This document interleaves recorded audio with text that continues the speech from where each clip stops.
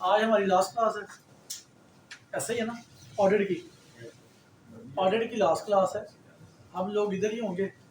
और अगर आप लोगों को किसी भी चीज़ की, किसी भी आपको हेल्प की ज़रूरत हो, आप जाहिर साहब को बता सकते हैं। मैं भी इधर हूँ, हसन भी इधर, लड़का ठीक है ना, हम सारे इधर ही होते हैं। कोई इशू नहीं है, ये मसला नहीं है कि हमने इसके बाद अवेलेबल नहीं होना, इधर ही होते हैं। एक बात। अच्छा, दूसरी बात, पिछली 3 क्लासों में हमने 3 क्लासें ली हैं, आप लोगों ने थोड़ा बहुत पढ़ा होगा, देखा होगा, पढ़ा होगा, देखा होगा। बताता हूँ इनको, सिर्फ वेट इनके ना, इनका भी वो आप ऑफ कर दें। सिर्फ 20 मिनट बाद हमने सिर्फ बातें करनी है, सिर्फ 20 मिनट चाहिए, ठीक है। हाँ, अभी वो कमेंट सेक्शन के सिर्फ 20 मिनट वेट कर दें, ठीक है ना। तो उसमें ये चीज़ थी, इनके सब सब सवालों के जवाब मिल जाते हैं। तो हमने 3 क्लासों में सिर्फ बेसिक चीज़ें पढ़ी हैं ऑडिट की, ठीक है। बार बार वही कि आपको जितनी ज़रूरत है आप उतनी पढ़े। हाँ, किसी के पास एक्स्ट्रा टाइम है तो पढ़ सकते हैं, हम रोक नहीं रहे, ठीक है। तो आपको जो बेसिक चीज़ें हैं वो सारी आपको बता दी हुई हैं। अगर आप कल को कोई एग्ज़ाम में ऐसी चीज़ आ जाए और आप ये कहें ना कि सर ने नहीं पढ़ाई होगी, कभी भी ऐसा नहीं होगा। मैं आपको पहले बता रहा हूँ। आप घर आइएगा, रिकॉर्डेड लेक्चर सुनिएगा, आपको पता चल जाएगा ये लफ्ज़ बोला था। हाँ, ऑडिट में होता है क्या, सम टाइम एक वर्ड के ऊपर वो 5 नंबर का आपको क्वेश्चन दे सकता है, ठीक है। मैंने लास्ट क्लास में ये बात की थी कि हम आज का दिन ना, हम थोड़ी थोड़ी चीज़ें डिस्कस करके ना, तो बाकी हम डिस्कशन करेंगे आपस में, ठीक है ना। क्वेश्चन आंसर लेंगे। तो मैंने उसमें जाके ना, मैंने कुछ घर देखे हैं, CSS के क्वेश्चन देखे हैं, क्योंकि हमारे पास पास रिकॉर्ड कोई नहीं है कि इंस्पेक्टर इनलैंड रेवेन्यू का कोई पास पेपर हमारे पास अवेलेबल नहीं है। और ना ही ऑडिट से रेलिवेंट मैंने कोई इसका देखा है। डिस्क्रिप्टिव पेपर देखे, MCQs हैं 100 मार्क्स का। डिस्क्रिप्टिव पेपर मैंने नहीं देखा PPSC का। अगर किसी के पास है तो वो हम हमारे साथ शेयर कर सकते हैं। वही मैं कह रहा हूँ, किसी के पास इन्फॉर्मेशन है शेयर कर सकते हैं। अब मैं अगर आपको CSS 2019 की, 2021 की अटेम्प्ट पेपर 2 होता है इसका, अकाउंटिंग एंड ऑडिटिंग का, तो उसके अंदर जो पहला क्वेश्चन होता है ना, वो थोड़ी सी MCQs होते हैं। उसके बाद डिस्क्रिप्टिव पेपर स्टार्ट होता है। तो पहला क्वेश्चन पता क्या आया हुआ है, डिफाइन करें ऑडिट को और ऑडिट की टाइप्स क्या हैं। बस ये सवाल है, मेरे 5 नंबर का शायद। इसमें एलिमेंट्स लिखेंगे। मैं बताता हूँ, मैं अभी डिस्कस करता हूँ क्यों एलिमेंट, यही तो बातें हैं, ध्यान से चीज़ें पढ़ी नहीं आपने। तो उसमें ये क्वेश्चन, फिर एक क्वेश्चन उसमें क्या दिया हुआ है एक पेपर में, क्या जी बताएं जी कि ऑडिट प्लानिंग क्या चीज़ है। ऑडिट प्लानिंग क्या चीज़ है, पहले बातें सुनते जाएं, क्योंकि आज हमने चीज़ें आपको सारी पता है, आपको पता नहीं एग्जाम में आना क्या है। हो सकता है ऐसा कुछ भी ना आए, हो सकता है ऐसा ही आए, लेकिन जो चीज़ भी आएगी वो आपने पढ़ी होगी। उसने कहा जी ऑडिट प्लानिंग क्या होती है, उसका प्रोसेस क्या वो बता दे। ये 10 नंबर का क्वेश्चन आया होगा, ठीक है ना। अब वो FPSC ले रही है ना, तो यहाँ CSS भी FPSC ले रही है और ये पेपर भी FPSC ले रही है, ठीक है। उसके बाद एक जगह पे है जी बताएं जी ऑडिट, ये एग्जैक्ट ये वर्ड लिखे हुए हैं। एक पेपर है ऑडिट रिस्क है, ठीक है, उसको डिफाइन करें। लास्ट क्लास में ऑडिट रिस्क की बात की थी कि audit risk is equal to किसकी होता है, मैंने बताया था।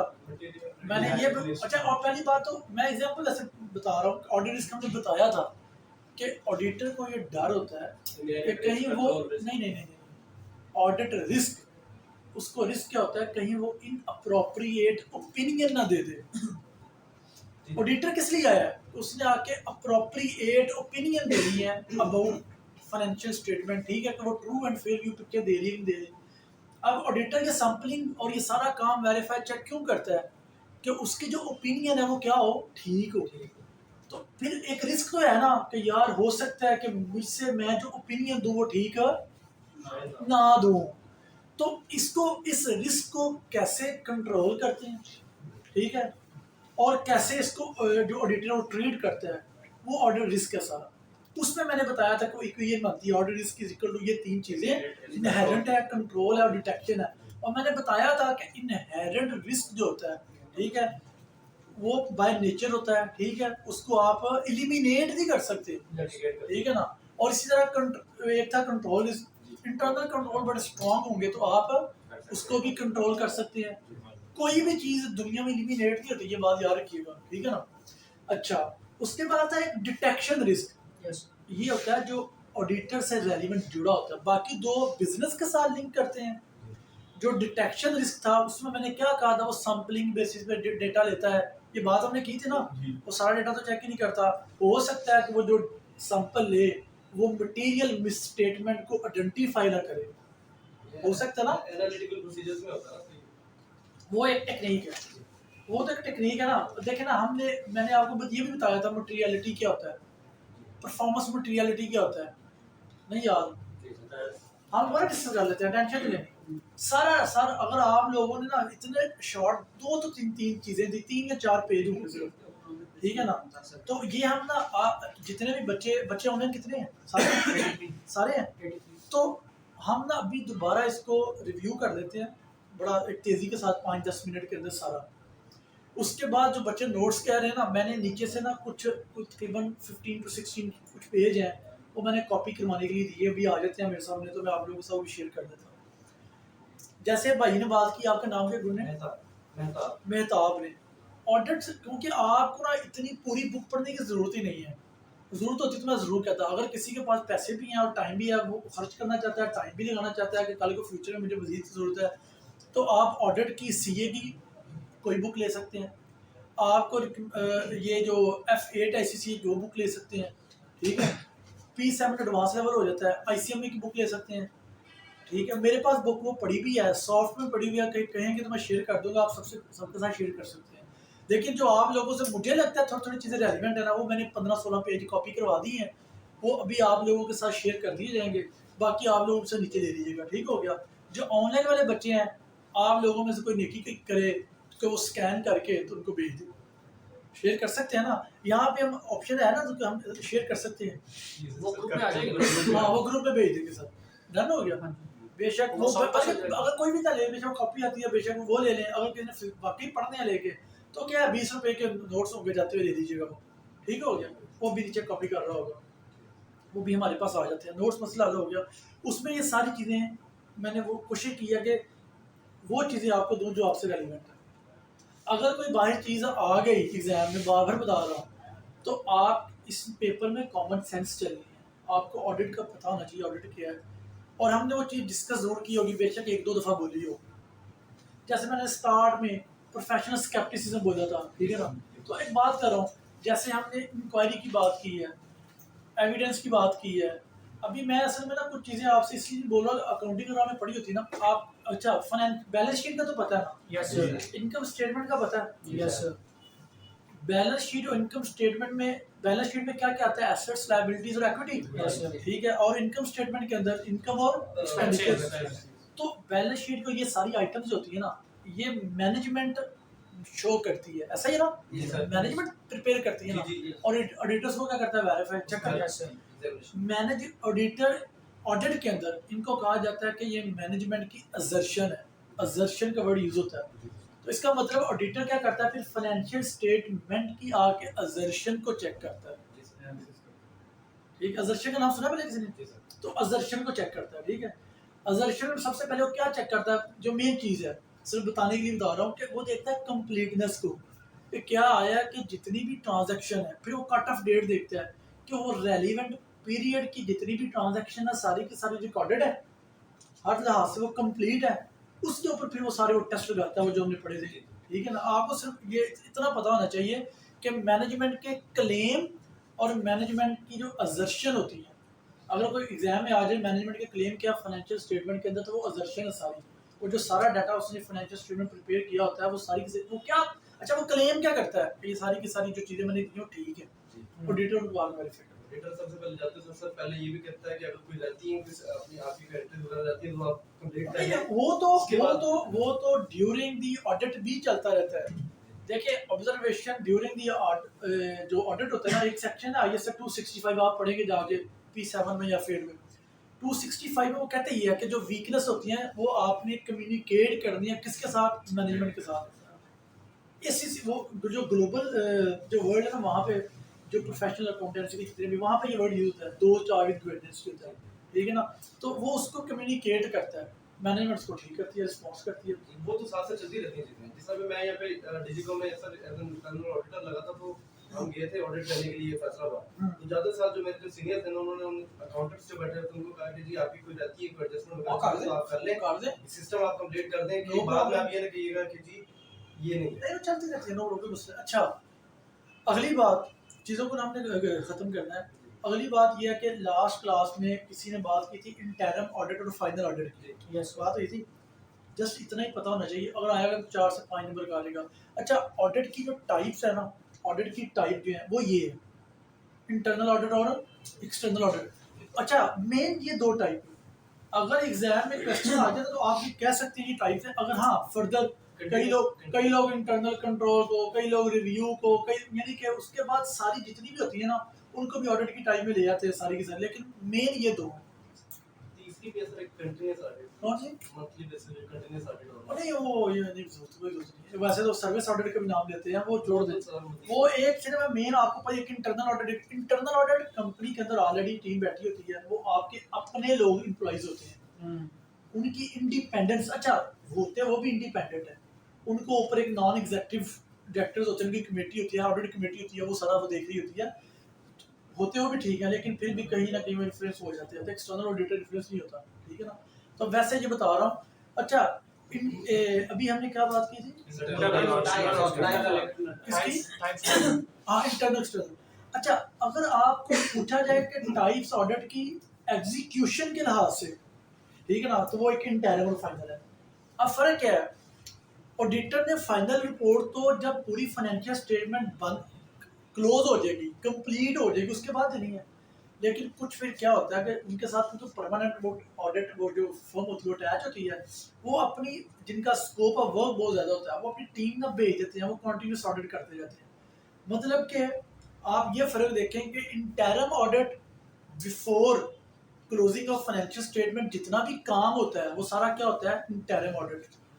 और फाइनेंशियल स्टेटमेंट क्लोज होने के बाद जो काम होता है वो क्या होता है, फाइनल। बस ये याद रखें।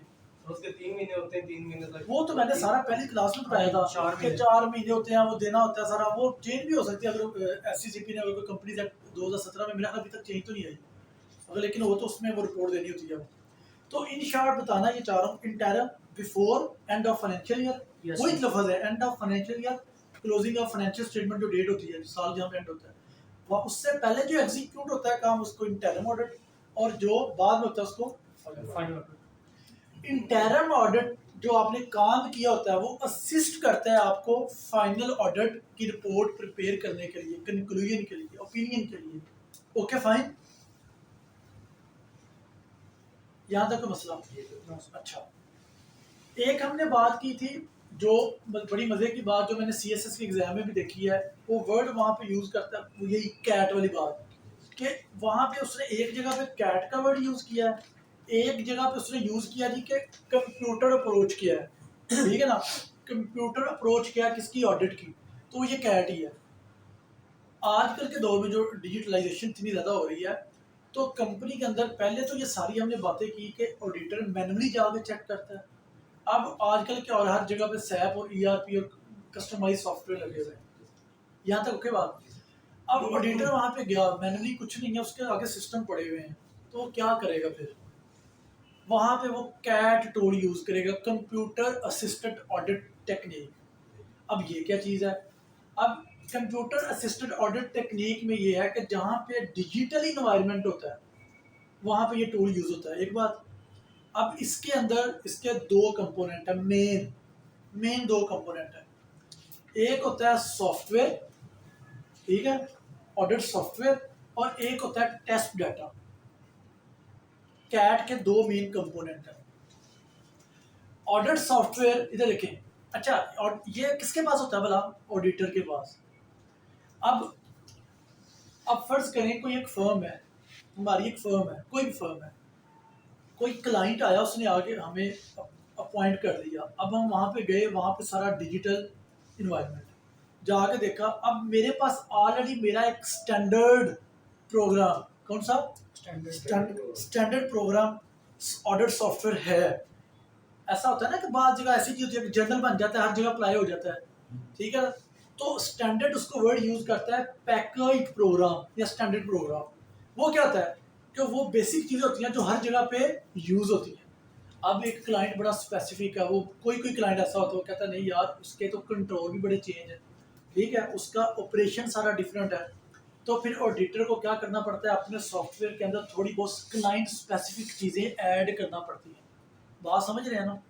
एक कहीं भी हम गए तो एक ही चीज़ पड़ी है, सब वो यूज़ करते हैं। एक पेशेंट गया, ठीक है ना, फर्स्ट क्या है, कोई भी पेशेंट जाता है जनरल सारे बुखार के तो डॉक्टर एक मेडिसिन दे देता है, एक थोड़ा सा डिफरेंट है तो उसको डॉक्टर डोज को चेंज करता है। तो यहाँ पे ऑडिटर के पास एक मेन स्टैंडर्ड उसने एक प्रोग्राम होता है जो हर जगह वो यूज़ करता है। लेकिन अगर क्लाइंट स्पेसिफिक में कुछ काफ़ी चेंजेस हों, ठीक है ना, रिक्वायरमेंट हो कि नहीं इससे मेरा ऑर्डर रिस्क बढ़ेगा, तो वो फिर क्या करता है, अपने सॉफ्टवेयर के अंदर थोड़ी सी चेंज ले आता है। सर इतना पता होना चाहिए आपको कि ऑडिटर सॉफ्टवेयर या तो स्टैंडर्ड प्रोग्राम होता है या क्लाइंट स्पेसिफिक होता है। क्योंकि सर कस्टमाइज सॉफ्टवेयर्स भी होते हैं, कस्टमाइज बिल्कुल ऐसा ही है, हर किसी के अपने अपने बनाए हुए। एग्जैक्टली सही।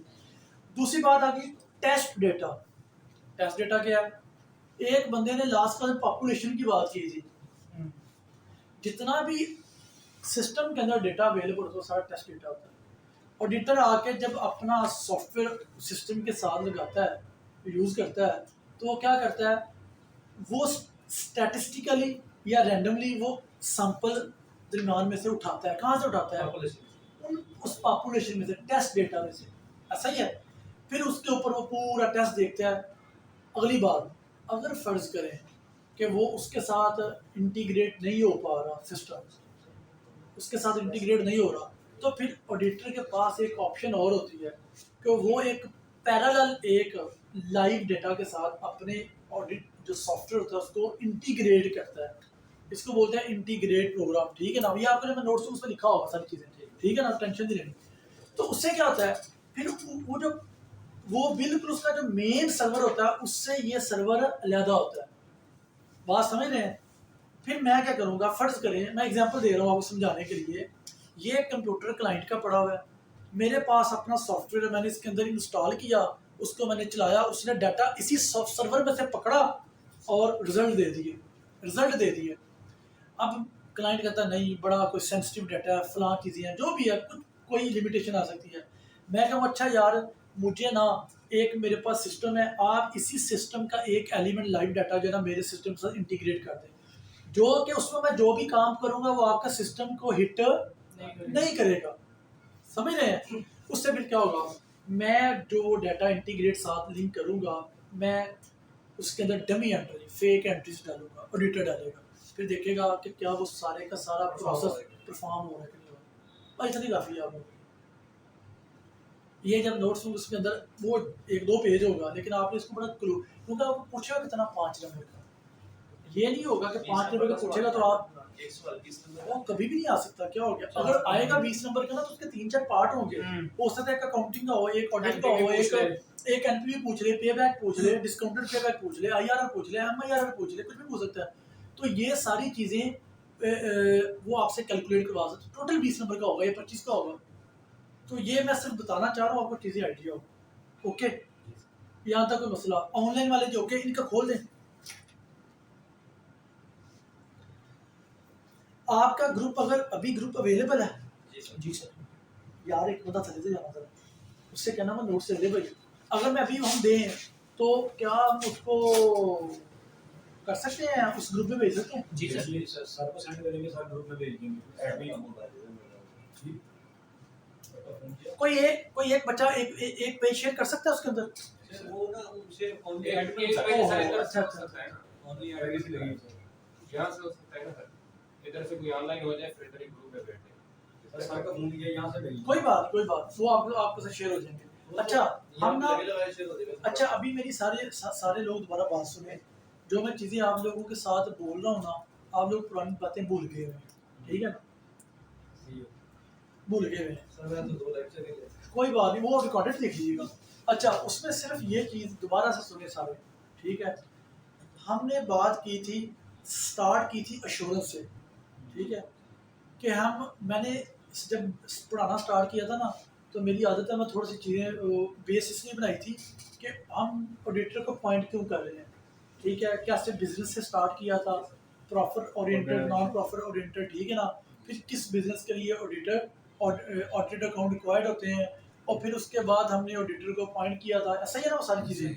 ऑडिटर को अपॉइंट क्यों किया था? ताकि अश्योरेंस ले सके। अश्योरेंस क्या है? कि अपना असाइनमेंट हाँ ये आगे इसमें से वो भी नहीं है।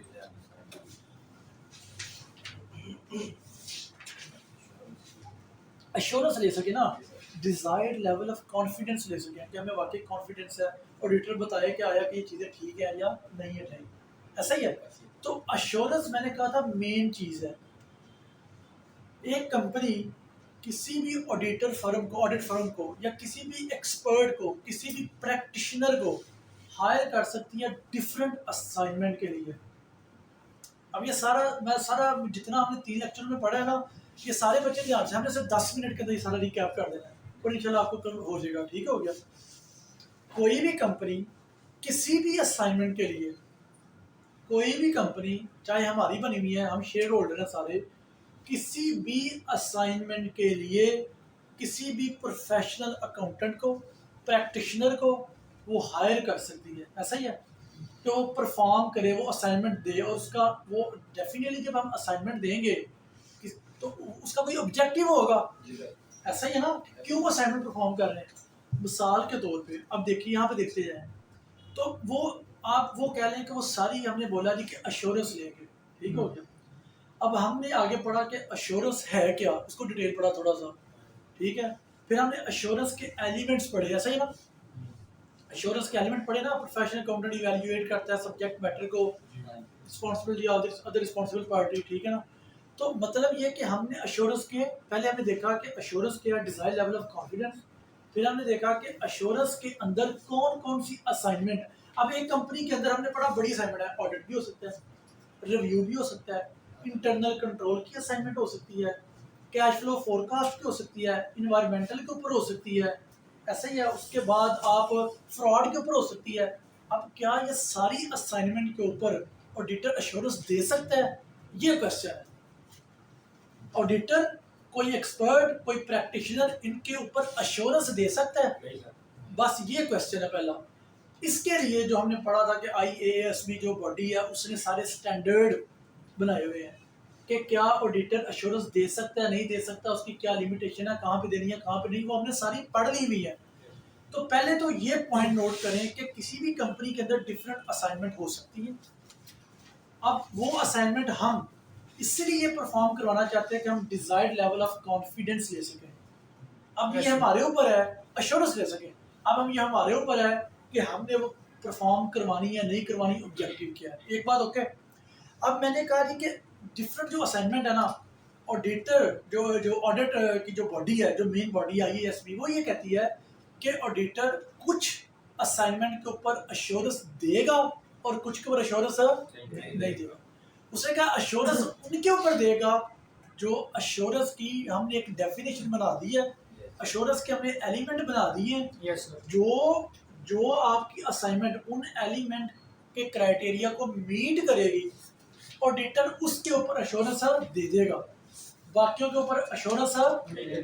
तो जब हमने सारा पढ़ा तो पता चला अश्योरेंस की डेफिनेशन के जो 4-5 एलिमेंट थे, 3 पार्टीज इन्वॉल्व होती हैं, क्राइटेरिया होता है, पढ़ा हुआ है ना, डेफिनेशन लिखी हुई आपने, प्रैक्टिशनर होता है, ठीक है, उसके बाद स्कोप होता है, उसके बाद रिस्पांसिबल पार्टी होती है, 3 पार्टीज होती है टोटल, ठीक है ना।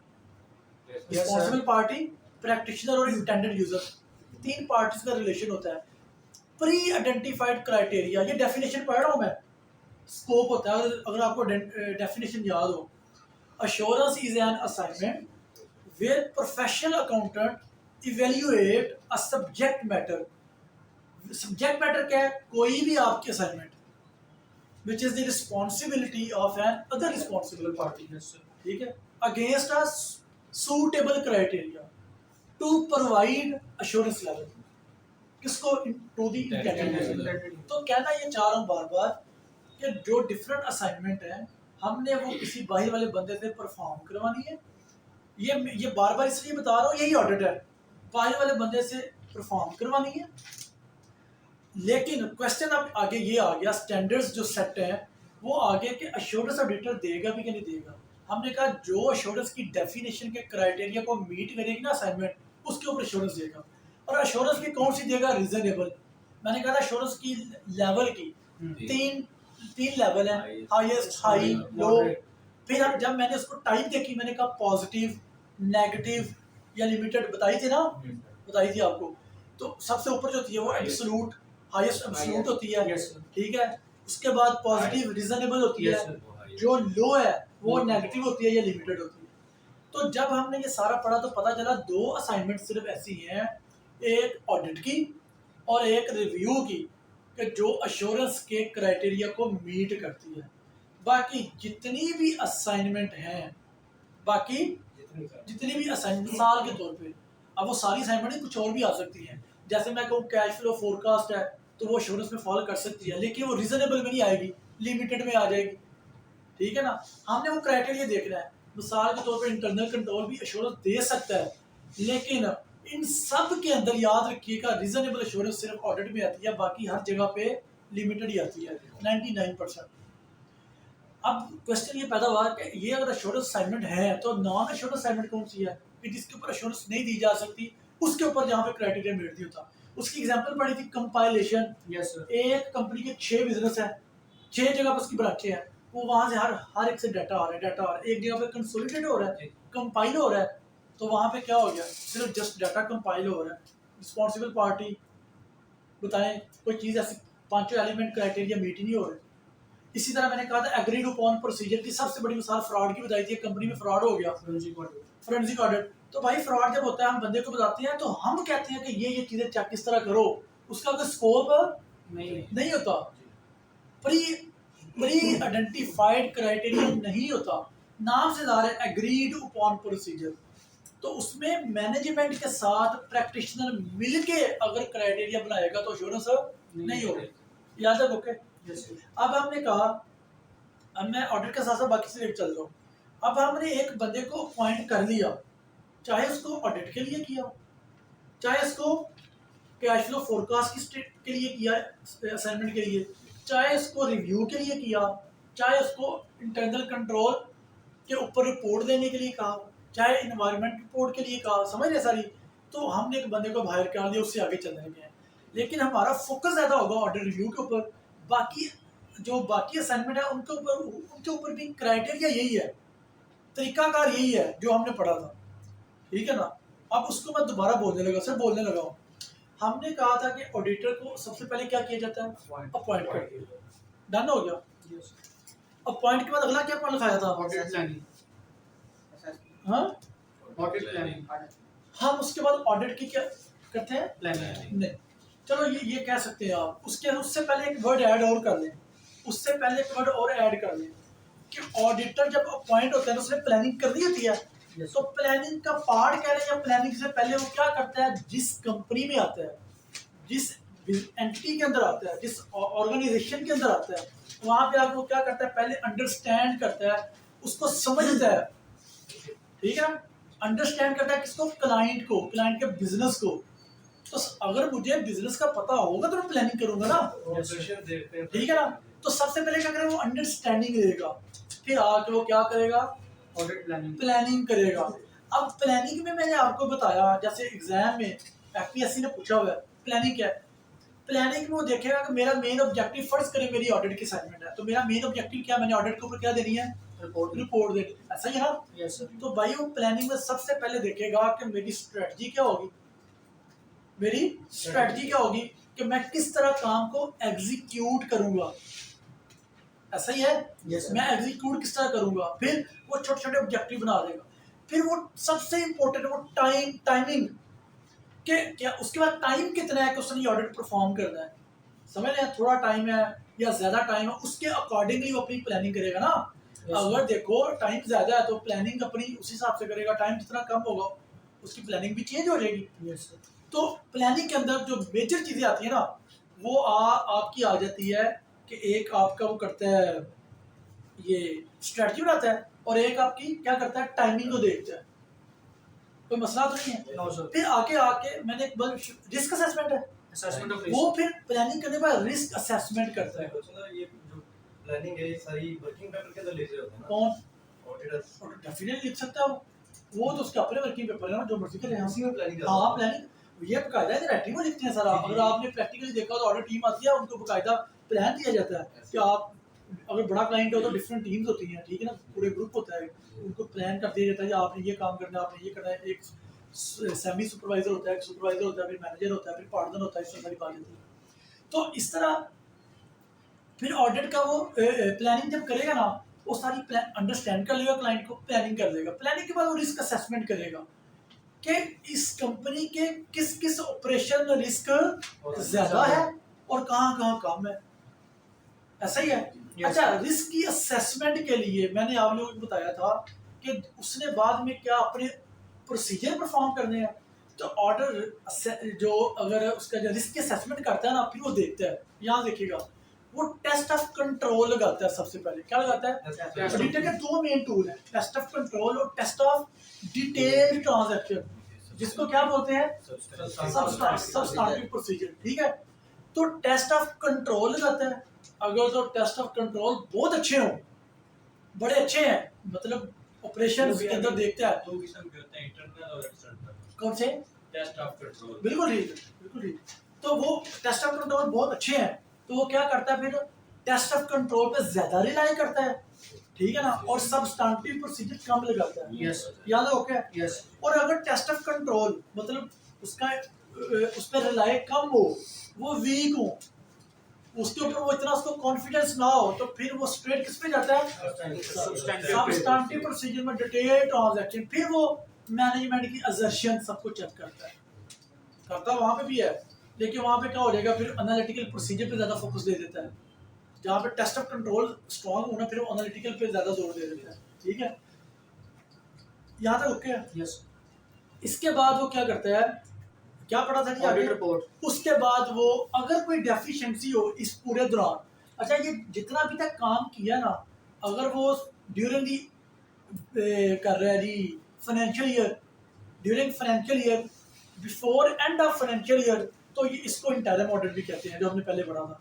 अगर ये सारा काम वो जो कर रहा है, साथ कर रहा है और वो ईयर एंड जहाँ पे स्टार्ट होता है उससे पहले कर रहा है, तो ये इंटरिम ऑडिट भी है। बोले सर मैंने आपसे पूछना था कि जैसे हम ये सारा टॉपिक डिस्कस कर रहे हैं, तो हम इसको क्या अपने दिन में लेके चलेंगे कि एक्सटर्नल को हम डिस्कस कर रहे हैं या इंटरनल? ना, पहली क्लास में बताया था, ये जब भी ऑडिट का और एक्सटर्नल ऑडिट, यस कभी भी आपने प्रोफेशनल लाइफ में जाना है ना, तो ऑडिट से मुराद हमेशा प्रोफेशनल एक्सटर्नल है। इंटरनल ऑडिटर तो होता ही आपका एम्प्लॉई है। इंटरनल ऑडिटर सिर्फ असिस्ट करता है, वो उसके काम पे इतना रिलाई नहीं करता। वो मैंने बताया था कि पूरा वो देखते हैं, उसके ऊपर भी एक सेट प्रोसीजर है उसके, ISA 620 है शायद वो, ठीक है ना, ऑडिट के वो रिलाई करेगा कि नहीं करेगा इंटरनल ऑडिटर के काम के ऊपर। ठीक है यहाँ तक। तो अगर कोई इंटरनल कंट्रोल में कोई डेफिशिएंसी है, कोई इश्यूज उसको आ रहा है, तो वो किसको बताएगा? मैनेजमेंट को। डन।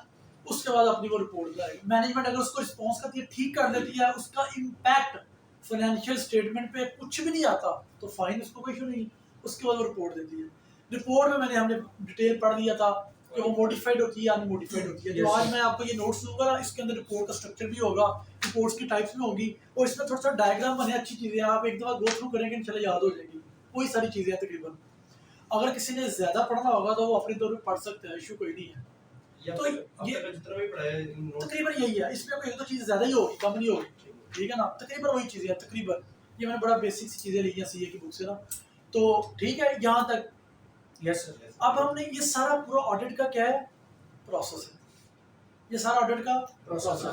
अच्छा, अब मैं थोड़ा सा इसको खोलूँ, जहाँ पे हम रिस्क असेसमेंट की बात करते हैं, यहाँ पे सिर्फ आपको पता होना चाहिए कि ये चीज़ें लिंक कैसे कर रही हैं। टेस्ट ऑफ कंट्रोल, अगर वहाँ पे सबस्टैंटिव प्रोसीजर की दोनों लगते हैं, तो यहाँ पे वो सारी टेक्निक यूज होती है, वो जो हमने पढ़ी थी, इंक्वायरी, ऑब्जर्वेशन, इंस्पेक्शन, ठीक है ना, ऑब्जर्वेशन, रिकन्फर्मेशन, ठीक है ना, वो सारी एनालिटिकल प्रोसीजर, ऐसा ही है ना। Yes sir.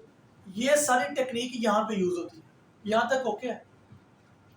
अच्छा, ये क्यों यूज होती हैं? आपने क्या करना होता है, आपने एविडेंस लेने होते हैं।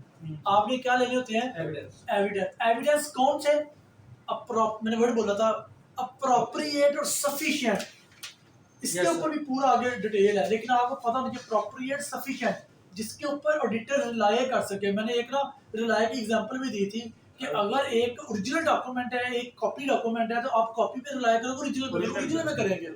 एक आप से अगर थर्ड पार्टी वेरिफिकेशन, उससे मैंने बैंक की एग्जांपल दी थी कि हम बैंक से वो बैलेंस कंफर्म करते हैं, तो ऑडिटर ज़्यादा रिलाई करेगा।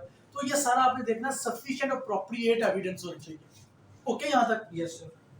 तो आपको एविडेंस का भी थोड़ा सा आइडिया होगा, इसके अंदर शायद एविडेंस होगा, ठीक है ना। और वो मैंने फिर एक बात ये भी कर दी कि जब सबस्टांटिव प्रोसीजर लगाएगा, ठीक है ना, तो वो किस पे लगाता है? असर्शंस के ऊपर। आपको सिर्फ आइडिया होना चाहिए होगा। मैं अगर एक एग्जांपल आपको दूं ना, एक एग्जांपल देता हूँ बस कि सबस्टेंटिव प्रोसीजर होता है, थोड़ा सा बताता हूँ। फर्ज करें आपने बैलेंस शीट के अंदर करंट एसेट पड़े हुए हैं, तो करंट एसेट के अंदर सबसे ऊपर क्या आता है? कुछ भी ले लें, जो मेन तीन चार चीजें आती है, कैश आता है, रिसीवेबल्स आते हैं, इन्वेंटरी आती है। अब इन्वेंटरी पे मैं एग्जांपल देता हूँ यार, रिसीवेबल पे ले लें या इन्वेंटरी पे ले लें कि सबस्टेंटिव प्रोसीजर कैसे लगेंगे।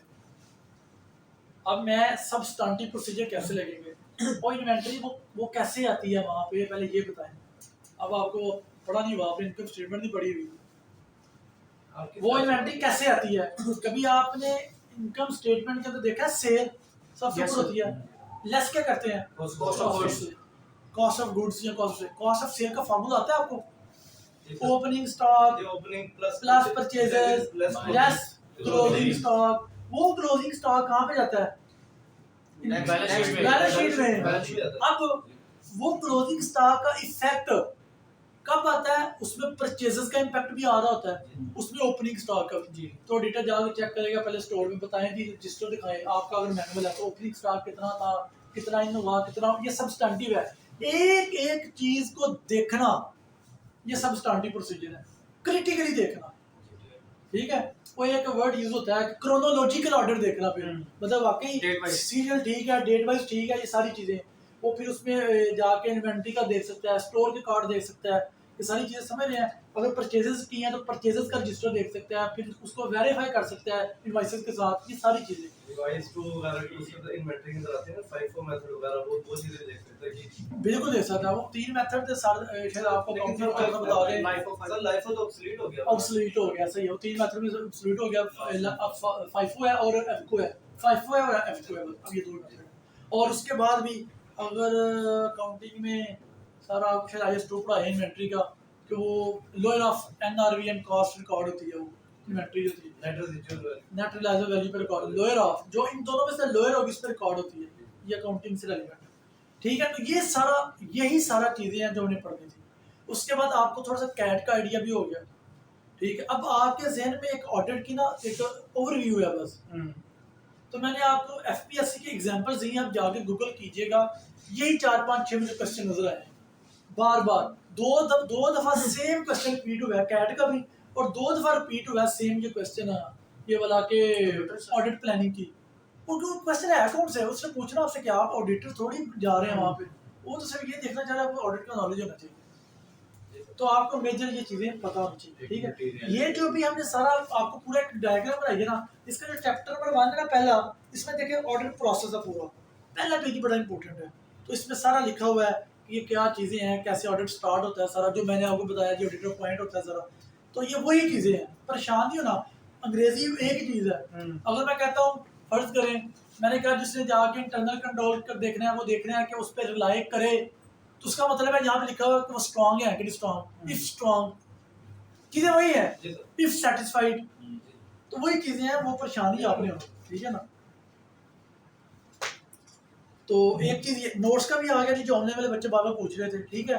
बाकी ये सारी मैंने आपको एग्जाम का मटेरियलिटी, हाँ। अब ये चीजें देखना, अच्छी बात बता दी इसने, जब ऑडिटर, अब पूरे प्रोसेस का पता है आपको, जब ऑडिटर रिस्क असेसमेंट कर रहा होता है ना, रिस्क असेसमेंट, अब मैंने कहा उसको ये रिस्क है कि कहीं वो इनअप्रोप्रिएट ओपिनियन ना दे दे कि weather financial statement give true and fair and view picture और नॉट, ठीक है ना। वो दे सकता है कि वाकई अगर फाइनेंशियल स्टेटमेंट वो है मटेरियल मिसस्टेटेड है, और वो कहे नहीं जी financial statement are free from any material misstatement, तो रिस्क तो है ना, तो ये दे सकता है। तो मैंने कहा उसको ओवरकम करने के लिए ऑडिटर जब जाता है ना, जो आपने बात की, प्लानिंग करता है, प्लानिंग के बाद वो रिस्क को भी देखता है, फिर उस टाइम वो देखता है कि मैंने अपना मटेरियलिटी लेवल सेट करना है, वो अपना मैंने काम परफॉर्म कितना करना है। अगर चल मैं एग्जांपल देता हूँ, बहुत ज़्यादा टाइम है उसके पास, तो फिर क्या करेगा, अपना मटेरियलिटी लेवल, मैं एग्जांपल देता हूँ, मैंने लास्ट वीक बताया था, फर्ज करें मटेरियलिटी लेवल सेट करने का तरीका बताया था, Yes, जैसे sir. कि वो 10% मैंने कहा था कि वो मटेरियलिटी स्टैंडर्ड ने ये बताई हुई है कि अगर प्रॉफिट है तो आफ्टर टैक्स तो 5 से 10% का Yes, देगा, sir. कोई भी फिगर दे दे। अगर वो टर्नओवर है 0.5% से 1% तक, Yes, sir. अगर वो एसेट के ऊपर देना है 1 से 2%। मिसाल के तौर पे एक कंपनी का जो है ना वो है 1 मिलियन है, क्या बोला टर्नओवर, अब मैं इसका 1% ले लेता हूँ, वो कितना बनता है बताएं जी? नहीं यार 10 लाख 10 लाख कितना? 10 लाख। अब ये क्या है, ये स्टैंडर्ड कह रहा है, ये मटेरियलिटी लेवल। अब ऑडिटर ने हर वो ट्रांजैक्शन जो 10,000 से ज्यादा है उसको क्या करना है, चेक कर, उसको क्या करना है चेक करना। ये मटेरियलिटी लेवल है। किसी को मसला? अब ध्यान से सुनिएगा, अब अज्यूम करें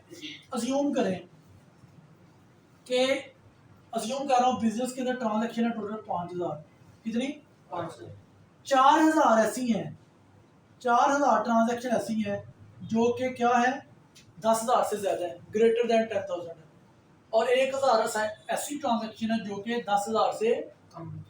आप फर्ज करें इसका ऑडिटर 4,000 को तो चेक कर लेगा, मैं एग्जांपल दे रहा हूँ, 1,000 को चेक नहीं करेगा, वो Yes. समझेगा कि ये क्या 1,000 ट्रांजैक्शन लेस देन 10,000 ये इमटेरियल है, ऐसा ही है ना। Yes, sir. अब फर्ज करें उनके अंदर किसी, मैं एग्जांपल दे रहा हूँ, 500 किसी 200 ट्रांजैक्शन ऐसी है जिनके अंदर फंड है, प्रॉब्लम है, मसला है, फ्रॉड है, कुछ भी है। अब वो फर्ज करें वो ट्रांजैक्शन डिफरेंट अमाउंट की है, कोई 4,000 की है, कोई 6,000 की है, कोई 8,000 की है, ऐसा ही है, कोई 9,000 की है। तो भाई वो 200 ट्रांजैक्शन बेशक इमटेरियल है वन बाय वन, लेकिन अगर उन सबको मैं क्लब कर दूंगा, वो सब फर्ज करेंगे 200 ट्रांजैक्शन में जब क्लब करूंगा ना, वो 10,000 नहीं, वो हो सकता है 4 लाख बन जाए, हो सकता है ना, या तो 4-4 हजार की ट्रांजैक्शन होगी तो आप 4,000 को 200 जरूर दें, कितना बनता है 8 लाख बन जाता है, ऐसा ही ना। Yes, sir. तो भाई कितनी ह्यूज अमाउंट है 10,000 से। तो ऑडिटर को ये रिस्क होता है कि कहीं छोटी छोटी इमटेरियल मिसस्टेटमेंट टुगेदर एग्रीगेट होके मिल के वो मटेरियल मिसस्टेटमेंट ना बन जाए, समझ रहे हैं ना। जी सर। हर वो चीज जो 10,000 ज्यादा को मटेरियल हो जाएगी इसके लिए, समझ रहे हैं ना, कोई मसला तो नहीं, कंफ्यूज तो नहीं है, नहीं सर। सारा दोबारा बताया इसलिए कि आप परेशान ना हो, सवाल हो तो जरूर पूछ लीजिएगा।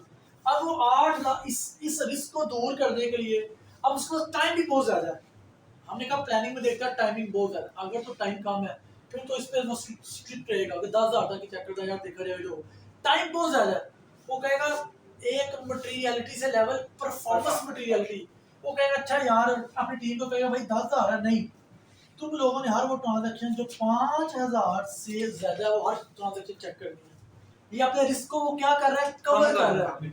अब फर्ज करें हो सकता है इसके अंदर आप 200 में से 100 फॉल कर दे, Yes, हो सकता है 10 फॉल कर जाए, समझ, लेकिन उसने कोशिश की है उसको क्या करने की, कम करने। तो परफॉर्मेंस मटेरियलिटी क्या है कि ऑडिटर के रिस्क को कवर करने के लिए मटेरियलिटी लेवल से नीचे एक लेवल सेट किया जाता है ताकि ऑडिटर को जो ऑर्डर रिस्क है वो कम फेस हो ना जाए। करना पड़े, और करना भी पड़े तो वो कम हो जाए, मिनिमम हो जाए, ये चीज है। कोई बताया मसला सर ये तो बड़ी देर होगी, लेकिन आपसे एक चीज पूछना थी, मटेरियलिटी के अंदर प्रूडेंस भी फॉल करता है। मटेरियलिटी के अंदर प्रूडेंस भी फॉल करता है। प्रोडक्ट मीन्स प्रूडेंस कॉन्सेप्ट था ना सर, हाँ वो मतलब कि जो ऑडिटर expenses को- ऑडिटर ना ऑडिट प्रूडेंस एक फंडामेंटल कॉन्सेप्ट है, ठीक है ना, अकाउंटिंग का। ठीक हो गया सर, बस हो जाए। अच्छा अकाउंटिंग का नहीं ऑडिटर ने तो प्रूडेंट रहना थ्रू आउट, जी ऑडिटर मैंने प्रोफेशनल स्केप्टिसिज्म किया है, जी सर, वो क्वेश्चनिंग माइंड शक के निगाह से रहना कि नहीं यार बेशक मेरा यार भी है ना, मैंने इसका सारा काम चेक कर दिया। वैसे आपने उनके साथ घुलना मिलना नहीं है, आपने प्रॉपर ये सब चीजें वो आगे बड़ी डिटेल है, आप ऑडिटर को पढ़ दीजिए, मसला ही है उसमें आगे डिटेल है कि ऑडिटर क्या गिफ्ट ले सकता है, क्या नहीं ले सकता, ऑडिटर का कॉन्फ्लिक्ट ऑफ इंटरेस्ट क्या, स्टैंडर्ड ने एक एक चीज बताई हुई है, कोई रिश्तेदार ना हो, कोई मामला- स्टैंडर्ड ने एक एक चीज बताई है कि वहां पे ऑडिट टीम नहीं जा सकती जहां पे आपका कोई रेलिवेंट है, ऑडिटर वहां पे पार्टनर नहीं जा सकता ऐसा, अगर 7 साल का गैप है उसमें कंडीशंस लगेंगे, लेकिन आप उसमें रेलिवेंट ही नहीं है चीजें। सर 2018 में पढ़ा हुआ था, वो जेन में एक चीज आई इसलिए थी, आप- आपसे क्लियर कर दूं। 18 में पढ़ा तो फिर इसलिए पूरा क्यों नहीं हुआ, और छोड़ा ना सर, उसके बाद नहीं करा। छोड़ दिया था। तो ये समझ SPR रहे पढ़ा हैं, था लेकिन छोड़ ये दिया। सारी चीजें हैं। तो अब ये तकरीबन सारी चीजें हमने कवर कर ली हैं, मैंने आपको एफपीएससी की एग्जांपल भी दे दी है, आप लोगों का कोई क्वेश्चन हो आप लोगों में से कोई पूछ सकता है, ये जो नोट्स हैं ये सारा आपके साथ शेयर कर देंगे। आप लोगों ने अगर कॉपी लेनी हो 15-20 रुपये या जो भी वो लेगा नीचे से वो कॉपी करवा लीजिएगा, ये उसके पास है, बल्कि ये रख ले जाते हो आप लोग करवा लीजिएगा, बेहतर है क्योंकि सॉफ्ट कॉपी कम ही लोग पढ़ते हैं, ठीक है ना। तो इसमें से भी आप देखेंगे चीजें वही होंगी। एक बच्चा चला जाके करवा ले ना, सॉफ्ट में है उनके पास फाइल यार ये ले जाओ खैर, ये एक से पूछो ना कितने बच्चे हैं, करवा देना उन्होंने के रख लो वो ठीक है। इसने करवा दिया अब यार 20-20 में सबके करवा दो, मैं मैसेज दे दूंगा नहीं सारे करवा रहे कह रहे कितनी क्या के हो ये कहेंगे है बच्चे बच्चे के हां कौन सा बच्चे थे और ये इधर ऐसा तो ऐसा कि दे दो वापसी जल्दी कर भी देगा वो मैंने कहा वापसी मारे जानते कर देगा दे वो ये 5 मिनट में कर देगा, मैं कहता इसको पढ़ दे थोड़ा जी सा। सर हाँ, ठीक ठीक है। नो करवा दें। तो बाकी ऑनलाइन जो ऑनलाइन बच्चे हैं उनके साथ शेयर कर दीजिएगा जो भी होगा सारा। ये ऑडियो क्वेश्चन है ये नोट्स ऑडियो रिपोर्ट अच्छा। है वो तो हो गया ये परवेसिव जो आपने बताया था इसके मटेरियल हाँ जी, वो हाँ सर, वो अब हमने कहा परवेसिव परवेसिवनेस, हाँ आप देखें उसकी बड़ी अच्छी यही एग्जांपल आ दे रही है। सॉरी ये नोट्स सारा ऑडिट क्लियर कर देंगे, ये नोट्स जो है सारा ऑडिट कवर करेंगे। यार देखें जो आपसे रेलिवेंट है ना वो तकरीबन कवर कर देंगे, अदरवाइज आपको मैं बुक रिकमेंड मैं इससे रिकमेंड नहीं कर रहा, आपने टाइम वेस्ट करना है। मेरी तरफ से तो पढ़ ले, मैंने तो एक लफ्ज़ बोलना है बस। आप आई कैप की जो ऑडिट एंड इंश्योरेंस की बुक मैं वो रिकमेंड कर देता हूँ, वो पढ़ लें। लेकिन इतनी मोटी बुक पढ़ने का फायदा कोई नहीं, ये जो चीजें हैं आपसे रेलिवेंट काफी हैं। 10-15 नंबर के लिए एश्योरेंस पे अलग क्वेश्चन भी आ सकता है। यार पूछ सकते हैं यार, मैं यही तो आपको बता रहा हूँ, स्टैंडर्ड नहीं दे के वही बात कि 5 नंबर का या 7 नंबर का सवाल पूछ रहे हैं, वो ऑडिट की डेफिनेशन पूछ सकते हैं, वो ऑडिट के प्रोसीजर पूछ सकते हैं, पूछे भी ना सर। वो ऑडिट प्लानिंग पूछ सकते हैं।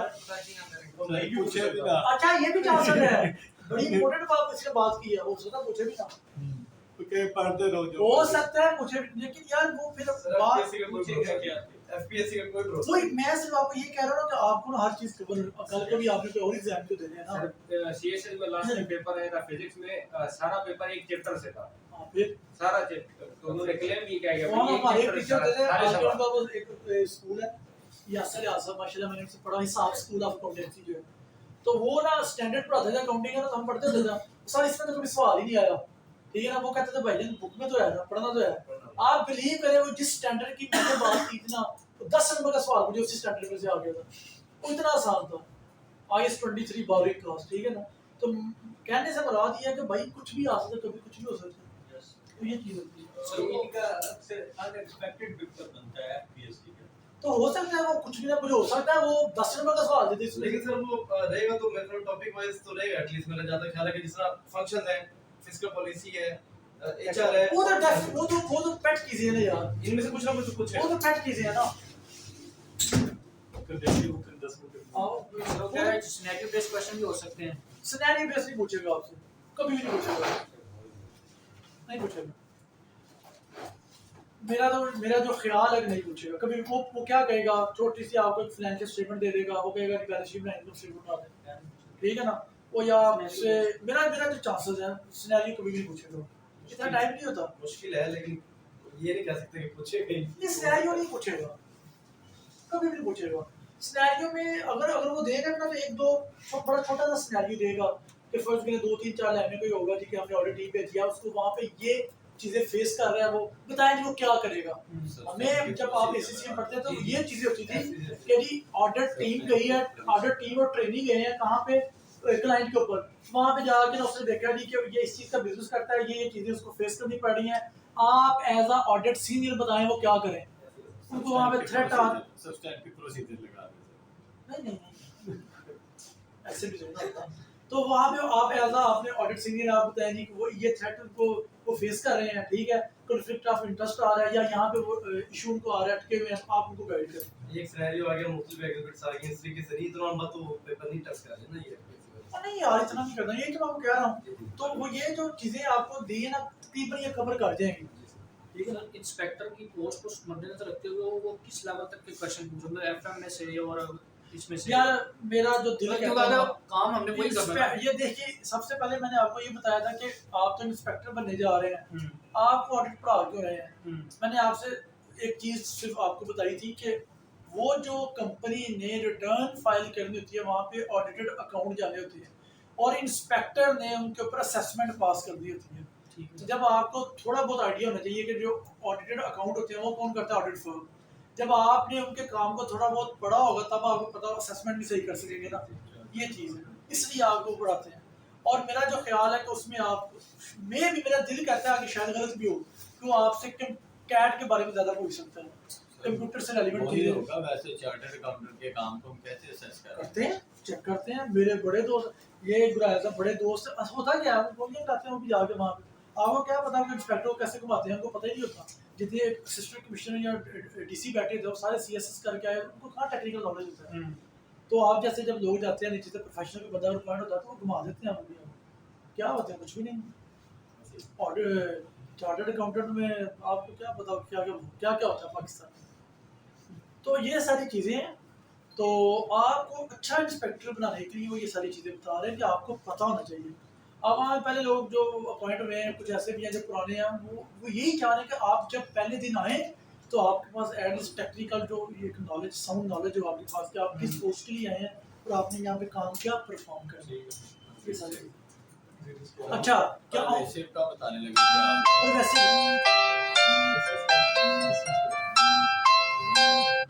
अच्छा हमने कहा ऑडिटर ने अपने जब टेस्ट लगा दिए ना, सारी टेक्निक्स यूज की, चल रहा है, टेक्निक्स यूज की ना। अब ऑडिटर ने फाइनेंशियल स्टेटमेंट मैनेजमेंट की असर्शन को क्या किया, टेस्ट किया, चेक किया।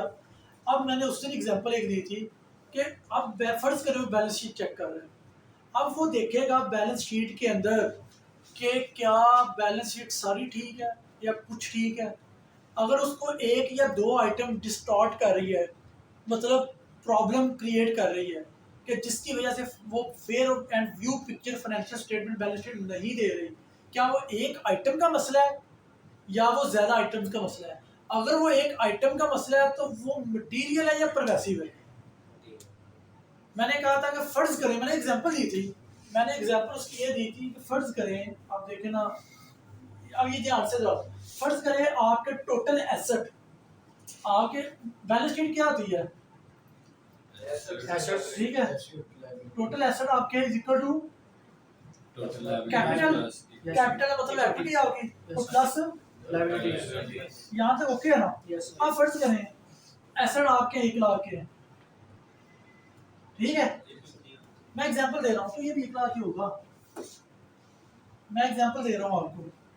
आप फर्ज कीजिएगा कि एसेट के अंदर कुछ नॉन करंट एसेट कुछ करंट एसेट, मैं अज्यूम कर रहा हूँ, देखिएगा कि नॉन करंट एसेट में कोई व्हीकल है, बिल्डिंग है, जो भी है वो है 60,000, कितने 60,000, और मैं अज्यूम कर रहा हूँ मेरा कैश कितना है 20,000 का, ठीक है, मैं अज्यूम कर रहा हूँ इन्वेंटरी 30,000 का लगा लें, इन्वेंट्री भाई ने बात की, और रिसीवेबल मेरा कोई भी नहीं है, फर्ज करें इन्वेंट्री है वो है 10,000, पूरा हो गया, यस सर, 1 लाख।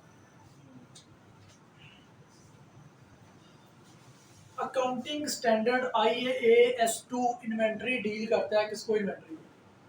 अब वो कहता है कि आपने ये जो इन्वेंट्री अमाउंट लेके आए ना, इसको आपने रिकॉर्ड करना है। पहले तो आप इसको कैलकुलेट करना है, कौन सा, FIFO मेथड या वेटेड एवरेज। फर्ज करें वो बैलेंस 10,000 आ रहा है, फर्ज करें अब इस 10,000 की ये मशीन पड़ी हुई थी, चीज़ें स्टोर के अंदर, ऑडिटर ने जाकर चेक कर लिया, लेकिन पता चला वो सारी की सारी पेरिशेबल आइटम थी, एब्सोल्यूट सारी डैमेज हो गई है। ओके, एक शेक पेस्ट्रियाँ पड़ी हुई थी बड़ी देर की, सारी डैमेज है, फूड अथॉरिटी ने छापा मारा, सारी क्या है, खराब है। क्या अब उनकी वर्थ है, नहीं सर, अगर है तो बड़ी माइनर सी, ऐसा ही है ना। तो स्टैंडर्ड IAS2 कहता है आप इन्वेंट्री को रिकॉर्ड करें लोअर ऑफ किसके ऊपर। अब ये चीज़ें आपके लेवल की है, इसको बता दे रहा, आप रिकॉर्ड करें किस पे, लोअर ऑफ। ये स्टैंडर्ड कहता है कि cost and NRV, net reliable value.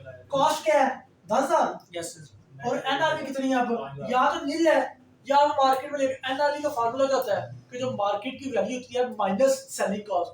फर्ज करें उसे एक बंदे ने कहा यार मैं जो भी डाटा का मटीरियल 1,000 का ले लूंगा और 200 रुपये किराया लगेगा, तो मुझे नेट कितने मिलेंगे, 1200, ओह 800, 800, तो ये 800 वैल्यू NRV है जो मेरे पास नेट वैल्यू आ रही है।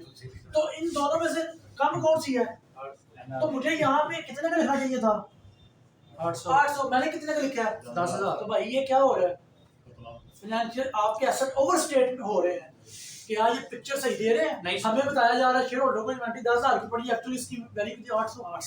अब देख रहे हैं कि क्या ये फर्क कितने का आ गया दोनों में, 9200। अब देख रहे हैं 9200 मटीरियल या प्रोग्रेसिव है, बस बात समझ आ गई है।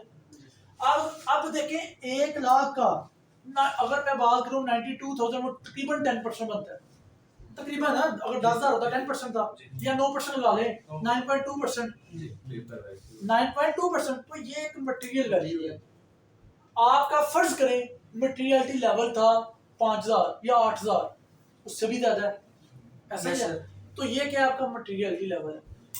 इस तो आपकी यहाँ पे रिपोर्ट वो ऑडिटर क्या देगा, मॉडिफाइड रिपोर्ट, क्वालिफाइड रिपोर्ट तो होगी लेकिन एक्सेप्ट फॉर की बनाया था ना चार्ट एक, Yes, sir. इसके अंदर भी चार्ट होगा इंशाल्लाह। एक्सेप्ट फॉर के except for this item, except for inventory, all other statement या all other financial statement give true and true and fair. तो उसने बता दिया कि ये आइटम ठीक नहीं है, और उसमें नीचे मैंने कहा था बेसिस ऑफ ओपिनियन पैराग्राफ, ये जो मैं आपके साथ नोट शेयर करेंगे ना इसके अंदर रिपोर्ट का एक फॉर्मेट है, तो बेसिस ऑफ ओपिनियन इसमें वो लिखेगा, इसमें वो रीजन बताएगा कि इस तरह ये इन्वेंटरी थी वो खराब हो गई, हमें इतने की मेंशन करनी चाहिए थी, कितनी नहीं की, ये 9200 का फर्क आ रहा है, उसमें वो सारी रीजन लिखेगा बताएगा। ओके, अब इसी की एग्जांपल एक और लेते हैं कि लाख एसेट 1 लाख की है लेकिन नॉन करंट एसेट है, अज्यूम करें 10,000 की, कितने के 10,000। अब आपका कैश भी है, अज्यूम करें 20,000 का, ठीक है, और आपकी इन्वेंटरी अब कितनी है 70,000 की, सारी खराब हो गई। वैल्यू 800 ले लें, वैल्यू 1,000 ले लें, वैल्यू 5,000 ले लें, जो मर्जी ले लें। अब अज्यूम किया इस केस में एनआरवी है 5,000 खराब हो गई ना, और कॉस्ट इसकी कितनी है 70,000, तो भाई फर्क कितना है 65,000 का। अब मुझे बताएं 1 लाख का 65,000 कितने परसेंट बनता है 65%। तो मैंने क्या कहा था, मैंने आपको एक एग्जांपल दी थी कि आपकी प्रोग्रेसिवनेस तब होती है जब आपकी जो मटेरियल अमाउंट है उसका 3 to 4 टाइम हो, ऐसा ही है। मसलन अगर ये है 9,000, तो अगर 9 को आप मल्टीप्लाई कर दे 4 से, 36 या 40,000, तो 40,000 तक जाके ये प्रोग्रेसिव हो जाती है ऑलमोस्ट, कहते हैं ना 50%, तो ये तो तकरीबन 65% सिर्फ पूरी फाइनेंशियल स्टेटमेंट हिला दी। और जब 65,000 ही खराब है, 20,000 कैश है, बाकी 10,000 का भी क्या करना है, जब 65,000 में फटा है तो क्या ये रिपोर्ट ठीक हो सकती है, नहीं, तो फिर एडवर्स ओपिनियन बताया था ना वहाँ पे। तो ये चीज़ है प्रोग्रेसिवनेस और मटेरियल में ये फर्क, मटेरियल स्टेटमेंट में ये फर्क है। 3 to 4 times 3 to 4 3 to 4 time, ये मैं आपको प्रैक्टिस बता रहा हूँ।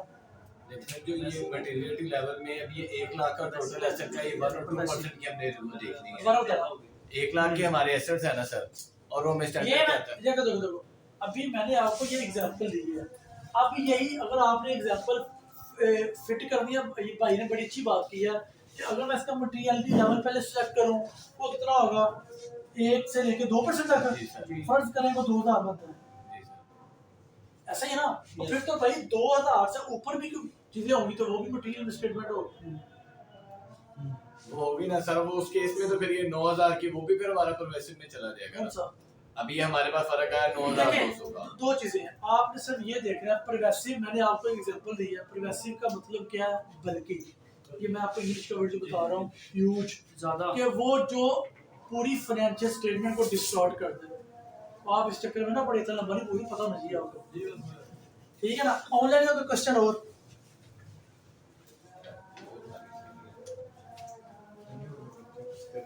हाँ,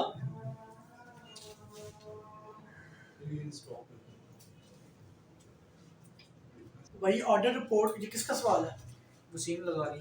वसीम साहब। ऑडिट रिपोर्ट आप अभी तो थोड़ी देर पहले बताइए आपको कि ऑडिटर अपनी ओपिनियन देता है, जब सारा काम कर ले तो उसको रिपोर्ट बनाता है। तो रिपोर्ट की 2 टाइप्स हैं, या मॉडिफाइड है या अनमॉडिफाइड है, या अनक्वालिफाइड भी कह सकते हैं, वो एक ही नाम है। अगर तो वो बिल्कुल हर चीज़ ठीक है तो रिपोर्ट होगी अनमॉडिफाइड या अनक्वालिफाइड। अगर रिपोर्ट में थोड़ा फटा है तो रिपोर्ट होएगी क्वालिफाइड एक्सेप्ट फॉर, अगर रिपोर्ट में ज्यादा फटा है, परवेसिवनेस का आ गया है, तो रिपोर्ट आ जाएगी एडवर्स।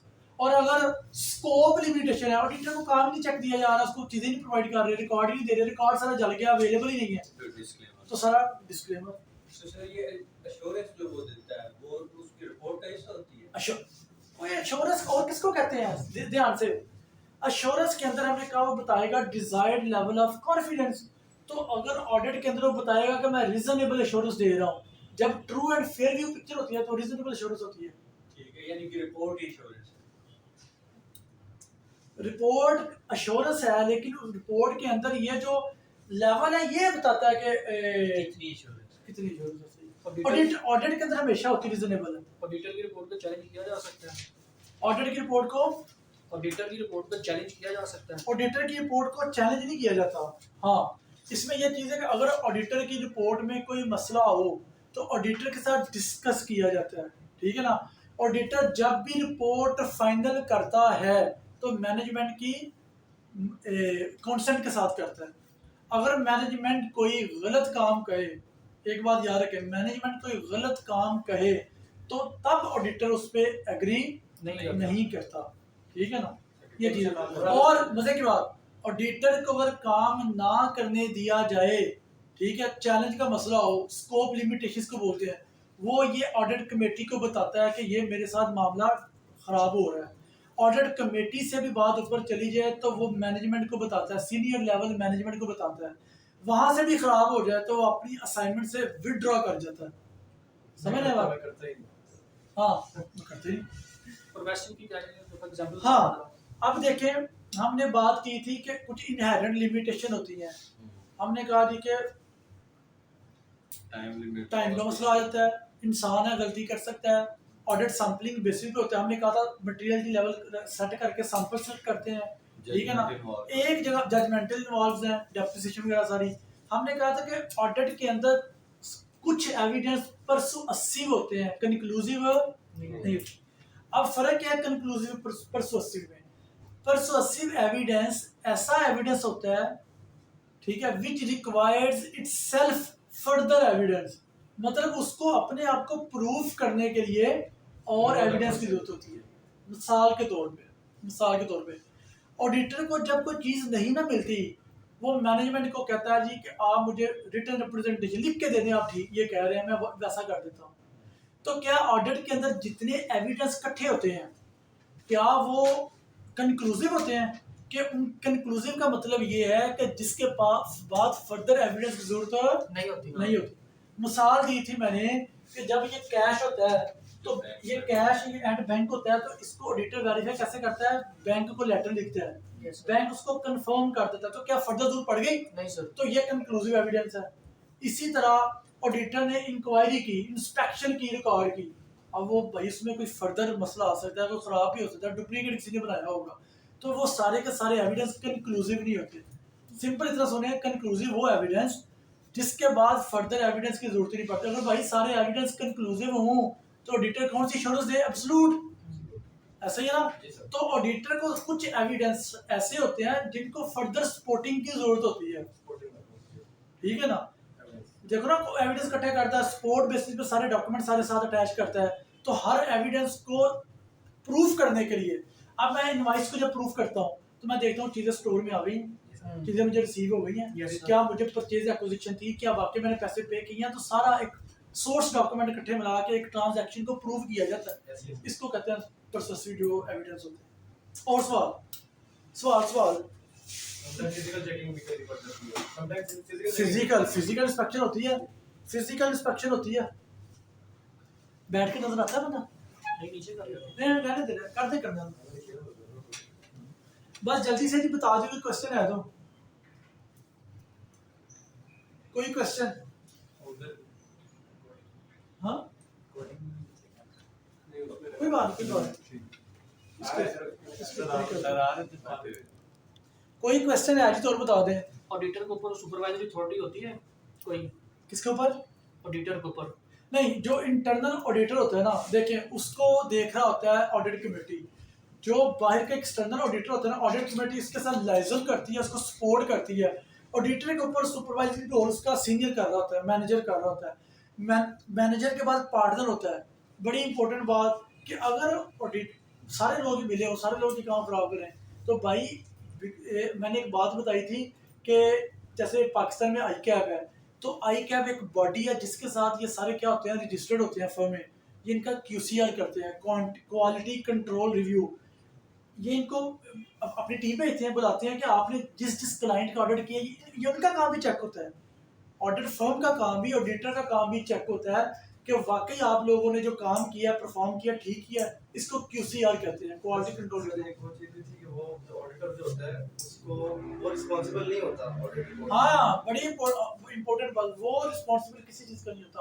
वो उसका ऑब्जेक्टिव ये नहीं है कि वो आके फ्रॉड वगैरह को पकड़े, नहीं, वो मैनेजमेंट की रिस्पॉन्सिबिलिटी है। ठीक है जी, उसका सिर्फ एक ही पर्पज है, उससे आके उसने देनी है, ओपिनियन देनी है, रिपोर्ट देनी है कि financial statement true and fair view दे रही है कि नहीं दे रही, बस। कौन सी कंपनी के लिए ऑडिट करवाना जरूरी है? बता तो दिया था, जितनी भी ये ऐसा बताएंगे, सारी की सारी कंपनी लिस्टेड जितनी भी है। सिर्फ आपके पास पाकिस्तान के अंदर आप ये कह लें कि सोल प्रोप्राइटर जो है, इंडिविजुअल जो है, और पार्टनरशिप के अलावा बाकी सब ने करवाना। आजकल सिंगल मेंबर एक कंपनी बनी हुई है, मेरा उसके ऊपर नहीं है, तो बाकी ऐसा कोई नहीं है। हाँ, एक और बात, आप लोगों ने पब्लिक सेक्टर में जाना है, आप लोगों ने पब्लिक सेक्टर में जाना है, FBR में कुछ पब्लिक सेक्टर अदारे ये ऑडिट नहीं करवाते, SEC पे रजिस्टर्ड नहीं होते, ऐसा ही है ना, ऐसा ही है। अब गवर्नमेंट ने जितनी भी ऑटोनमस बॉडीज बनाती हैं, जितनी भी ऑटोनमस बॉडीज बना, उनके एक्ट में उनको लिख दिया कि आपने भी एक्सटर्नल ऑडिट करवाना है, बेशक आप SCCP से रजिस्टर्ड हैं या नहीं, आपने ऑडिट करवाना है। जैसे वापडा हो गया, वापडा हो गया, बड़े डिपार्टमेंट जहाँ पे हो रहा है, तो बताना ये चाह रहा हूं, अगर कहीं भी ऑडिट नहीं होता था तो करवा रहे हैं इम्प्लीमेंट एक।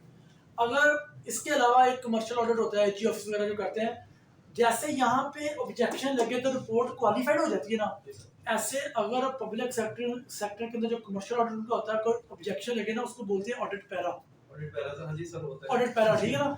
अगर कोई बंदा पब्लिक सेक्टर में डिपार्टमेंट में काम कर रहा है ना, कोई ऑब्जेक्शन लगे ना, ये ऑडिट पैरा बन गया, उसका फिर अलग प्रोसेस है, पता नहीं FDAC, SDAC जो भी है, PDP, PSC, तो उसमें वो सारी स्टेजेस होती है कि आप अपने सपोर्ट करें, जवाब दें और आप उसको रिजॉल्व करवा लें, तो वो एक सेपरेट चीज़ है। ऑडिट रिपोर्ट को चैलेंज किस फोरम पे किया जा सकता है? कहीं पे भी नहीं किया जा सकता। ऑडिट रिपोर्ट को चैलेंज क्यों करेंगे आप, कहीं भी नहीं किया जा सकता। हाँ, एक चीज़ है, बाज़ होता है, इसको एक सेकंड ओपिनियन बोलते हैं, सेकंड ओपिनियन लोग लेते हैं, एक चीज हो जाती है सेकंड ओपिनियन लेते हैं, लेकिन उसके ऊपर आपकी सॉलिड ग्राउंड होनी चाहिए ना, सॉलिड रीजन क्या है आपके पास, ऑडिट रिपोर्ट को चैलेंज क्यों करेंगे आप। सर, ऑडिट का पोस्ट ऑडिट भी हो जाता है।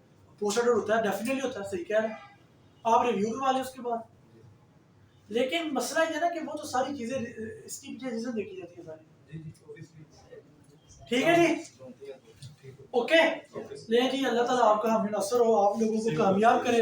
बाकी कोई क्वेश्चन की जरूरत पड़ेगी, किसी आंसर किसी भी कोई सपोर्ट की, तो हम अवेलेबल हैं, कोई मसला नहीं है। तो फी मान ला जी इंशाल्लाह।